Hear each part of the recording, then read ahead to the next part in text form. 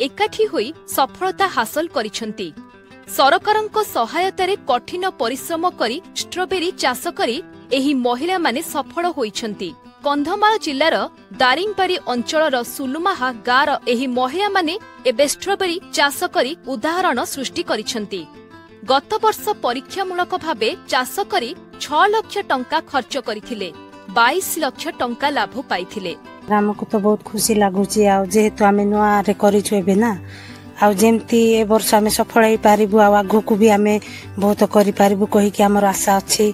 आ हमर आशासर ग्रुप माध्यम रे आ आमे मां माने भी बहुत परिश्रम करिछु। आमे परिश्रम रा हमर फळ आमे 2 मास न पूरी कि आमे फळटा पाई गलु। आ एही सफलता को देखि चलित वर्ष मध्य से माने आगो को अग्रसर हेउछंती। एही महिला माने स्थानीय एक गोष्ठी रे काम करंती।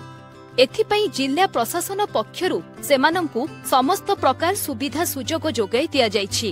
किंतु फर्स्ट टाइम ओडिसा रे हमर कंधमाल रे स्ट्रॉबेरी चाष होची सुनिला परे बहुत खुशी लागिला। तो सेथिपई आसिकी एटा विजिट करी कि थरे माने पर्सनली देखिबा पई चाहूतली कि ओडिसा रे भी स्ट्रॉबेरी टा चाष होची तो केमिति टेस्ट अछि।